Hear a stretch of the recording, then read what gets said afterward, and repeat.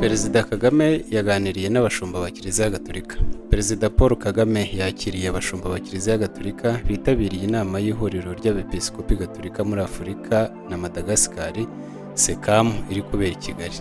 Mu bo yakiriye harimo Perezida wa SECAM akaba na Arikiepiskopi Gatolika wa Kinshasa Karidinali Fridolin Ambongo ndetse na Perezida w'inama y'abepiskopi Gatolika mu Rwanda Karidinali Antoine Kambanda.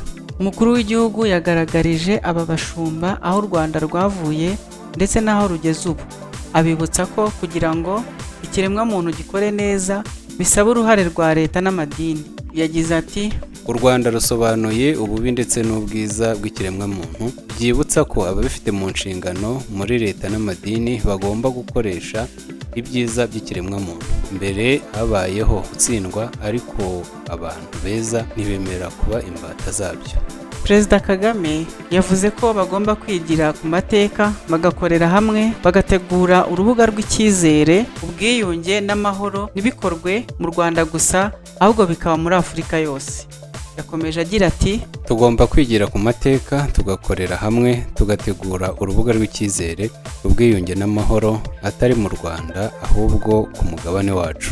SECAM iri kubera i Kigali kuva tariki ya 31 Nyakanga 2025, bikaba biteganyijwe ko izarangira tariki ya 3 Kanama. Yitabiriwe na ba Karidinali 13, ba Musenyeri 100 n'abapadiri barenga 70 baturutse mu bihugu bitandukanye bya Afurika. Ubwo yatangiraga ku mugaragaro, Karidinali Ambongo yashimiye u Rwanda kuba rwarakiriye inama, agaragaza ko ari igihugu cy'intangarugero cyanyuze mu bibi bishaririye ariko gishobora kongera kwiyubaka. Anashimira Perezida Kagame wohereje umuhagararira. Mu muhango wo gutangiza iyi nama, Perezida Kagame yahagarariwe na Minisitiri w'Intebe Dr Nsengiyumva Justin, wasabye abepiskopi Gatolika kugira uruhare mu gukemura ibibazo byugarije Afurika birimo amakimbirane, bakanatanga umusanzu mu iterambere ry'ubukungu bw'uyu mugabane. Dr Nsengiyumva yagize ati, itorero muri Afurika rifite uruhare rigomba kugira mu kwerekana inzira nziza, imiyoborere myiza, guteza imbere ubumuntu no gushyira imbaraga